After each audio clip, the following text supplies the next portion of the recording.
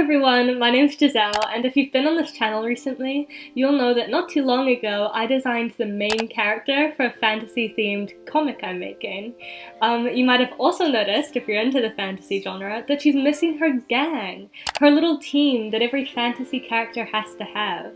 Her little group of pests, you may say. So today I'm going to be designing her little group of pests. I hope you like it. Okay, first of all is Rydia. Aside from Wilda, she is my favourite member of this little main team. There's another character who's like a secondary main character who I like more, but she's not part of this. I haven't designed her yet. You'll see her very soon though. Her name's Philo. Keep that name in mind. But you know, as I've said in previous videos, I'm not going to give away too much about the characters just yet because I do want the comic to still be like interesting and fun.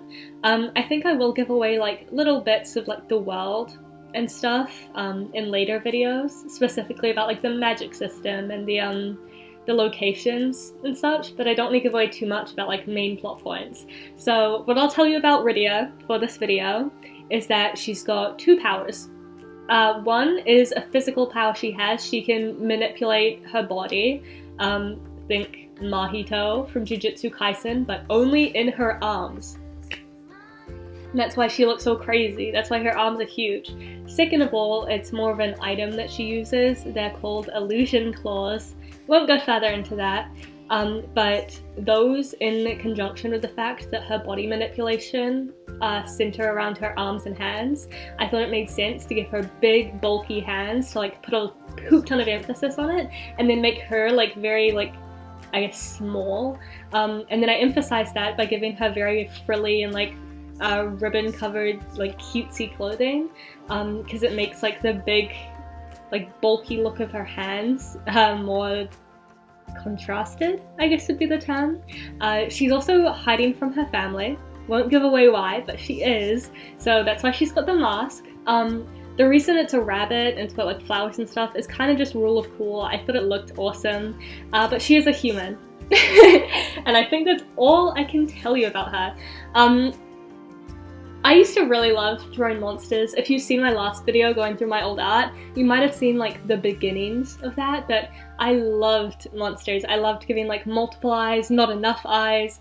I loved giving like pointy teeth and all that crazy stuff. So it was kind of fun, even though she's still a human, to have a character with like really crazy, I don't know, what's it called? Like anatomy, like personalized anatomy or whatever the poop. Also, her color scheme is so cute. I think the reason I like this design so much is because it kind of taps into the stuff I liked in my art in like early high school, I guess. This is the kind of thing that I would have like flipped out over back then. And so even though I don't really draw this kind of like pastel, super cutesy, but like badass art now, it still has a soft spot in my heart. So yeah, there she is. I love her forever. I also want her to have pretty nails because her hands are huge, obviously. Yeah, there is Rydia. Okay, next up is Baran. He's a kind of angsty character, I will be honest with you. He is based on the Minotaur. I'm not sure how you pronounce that, but you know, the story about the half bull, half human creature trapped in a maze. He's based on that, at least physically. His abilities are kind of... See, I'm trying to think of a way to explain it without like giving away too much. I think the simplest way I can put it is that he can summon portions of armor and a shield. His axe that you see him with here, he can't summon. That's something he physically has. It's not like a magic item or anything like that. And his role in the group is kind of built around like defense. He doesn't do a lot of fighting. He's also kind of... He's supposed to parallel two characters, the two main characters, Wilda and Philo, the one I mentioned earlier. The elusive Philo. I bet you guys are going to be wanting to know more about her by the end of this video because she holds a lot of importance of this story. I'm trying not to give away too much, but it's hard to talk about it without even mentioning her. Anyways, the point is, he was trapped in a similar situation to Wilda and Philo previously. And he escaped it, but hasn't really. It's, sorry, I don't know how to put this. I'll just talk about his design. For his design is a pretty basic Minotaur design. The things I struggled with for him were his horns and his head. When I was looking at like inspiration for Minotaurs, I saw a lot of people just kind of make them human and then furry with horns and hooves. But I didn't really like that. I wanted it to be so that no matter what part of his body you're looking at, except I guess his hands, he would look partially bullish. So I kind of just gave him a bull's head. I think it looks pretty cool. I'm kind of concerned though about how I will show emotion on his face, because obviously it won't move the same way most people's faces would. I think I'll have to do a lot of eye work, a lot of anime tints in his eyes, and they sparkle a little bit and he's about to cry type thing. Also, he has silver weaponry and armor. I hate silver. I'm a gold girl for life. All my jewelry is gold. Normally when I give characters any metal in their design or jewelry in their design, it'll be gold. But I was looking at his color palette and it needed silver, and so I broke my own morals. I'm on the floor crying. This is the worst thing that's ever happened to me. I hope you know, giving silver to this fella, but he didn't suit gold. I tried it out, but it didn't look right. It kind of made it so that when you look at him, you only see the armor and not him, since the rest of him is kind of like grayish. But I like him anyways. He can be the exception. Well, is Tula. He's kind of supposed to balance out the group a little bit. You might have noticed all of them look pretty crazy. Believe it or not, they live in a kingdom full of humans. This group is like a particularly weird group when put against the general population of this area, and I kind of realized I needed to balance them out a bit. So this fella's human. I don't really like him that much. As far as his fighting goes, he obviously fights with the double swords. He also does a lot of like fist fighting. The best way I can really explain it is that if Wilda fights clean, you know, she like follows the rules, she does what she was taught, he fights like scrappy and messy. Other people are doing exactly what they're taught, and then he's biting their ankles, you know? He's just kind of doing whatever to win. Which obviously, if you're in like an actual battle, is good, but in the context of sparring with besties, sparring with friends, it's a little messed up and evil. Not many people really like him outside of this little group of main characters, which does link into his reasoning for having such a strange group of friends, but that's something I'll get onto later. He does kind of lead the group. He doesn't really have much over the rest of the group. It's kind of more of a social thing. The rest of the group will have a very strong physical role. You know, Baran being defensive, a character you'll see soon. They all have a role within fighting. His role is more social. So, you know, he isn't that important in the fight scenes. He's pretty friendly. He's besties with Wilda for a period of time. As far as his design goes, I was just thinking like typical fantasy character. I have designed him previously and he was even more boring than this, so I did amp it up a little bit. I gave him a little scarf. I wanted to make it more tattered, and I still think I might like put some patchwork and stuff on it. As far as his hair goes, I made it long. A lot of people in this kingdom have very long hair. It's I like to, for different regions in my stories, I guess, I like to have distinct fashion, I guess.